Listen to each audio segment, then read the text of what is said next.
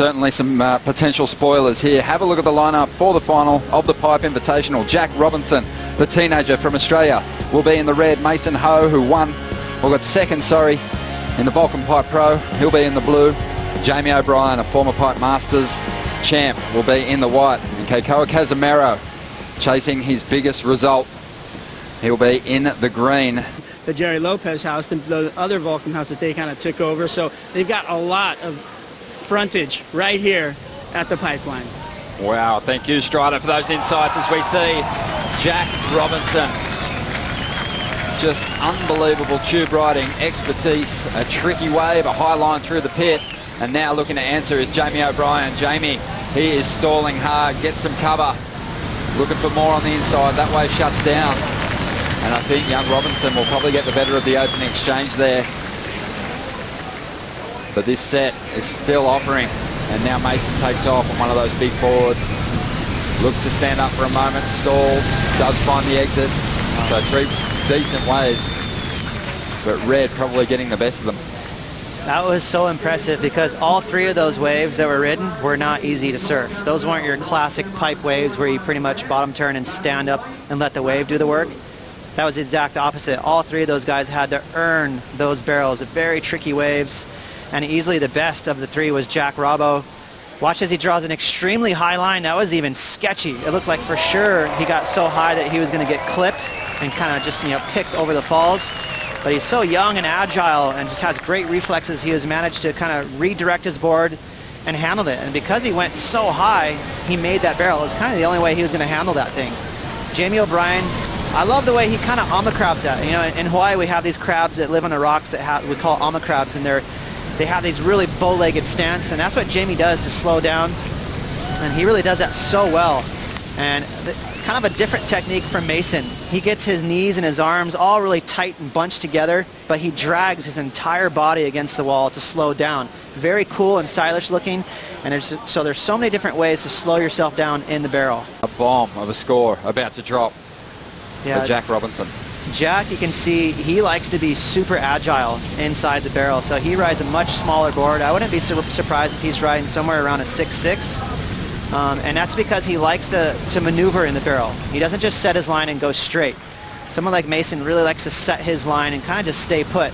And look at all that maneuverability for Jack. He so extremely high, I thought for sure he was going to get pinched right there and kind of pushed out into the flats, but he just redirected, and I give him credit. That's the luxury of having a small board and being able to maneuver inside the barrel. I can't wait to watch another replay of that. He went so high. What's he looking for from all that height on the wall of the wave inside the barrel? I think, to me, part of it might have been slightly a mistake, but I think the reason why he got so high was because that wave had an elbow in it, kind of had a hip, which made the barrel actually pinch just a little bit. So the only way for him to kind of keep progressing down the line is to get high and dry. If he would have stayed low, he would have got pinched on the head. So look below him right there. If he would have stayed low, see that big chandelier? It would have pinched him. So the only kind of breathing room he had was to get really high inside the barrel. And with that high line, he gets a lot of speed as he drops back to the bottom of the pit, a 9.43. And from those replays, you could really see what Taj Burrow had identified with that reference to the style of Andy Irons. Really similar, just a natural when it comes to backhand tube riding. I think natural is the perfect word. That's not something you learn in a book if you're going to make the drop, if you're going to get the barrel of your life, or if you're going to get the wipeout of your life. Well, swinging on this first one, it's Jamie O'Brien setting up a track through the pit on the inside. This thing is thick and hollow, but it's also starting to pinch on that sandbar, and Jamie goes down. Right from the get-go, that wave looks sketchy. You can see all the wonk on it, all that side chop and chatter. And as he's in the barrel, watch all the chandeliers. Watch all the water dropping from the ceiling. There's just not enough room to get down through to the channel and get spit out at the end. That barrel fills up with all kinds of mess. Right there, there's just no chance of it breaking through. Once you get all that friction that kind of hits your body, it really stops your speed. It holds all that momentum. And that wave on top of that was really long. That thing stretched all the way towards the soundbar. But again, Jamie is a freak. He's used to making these kind of waves. So I like the fact that he's giving it 100%. He's still going in there because he reappeared just for a moment. You could see him through that Huge chandelier section. That one got him right there, that second one. As soon as he gets into second or first priority, then he'll settle down on the outside where he wants to get a bomb. Well, here he is on the inside, swooping on this. It's a good looking little pit. It's going to hold open for him. He'll get the exit, looking to drop a 2.77 to increase his lead. It's a pretty good barrel, Ross, but sometimes at pipe, on those inside ones, you're not sure if you'll eclipse a score. Yeah, and I love how Jamie stalls. He uses his entire body to get back behind the curtain. So again, with fourth priority, that's what you do. You hang on the inside and you look for the scraps and you try and get a score. And that wave actually had some girth. It was pretty thick, and he got behind the curtain more than once. So I'm thinking it should throw away that 2.7. And let's not forget, you don't really need to win this thing. Of course you want to, but if you get second, you're stoked. You're into the Pipe Masters. Guaranteed Jamie's not taking off on that wave thinking this is going to get me into the lead.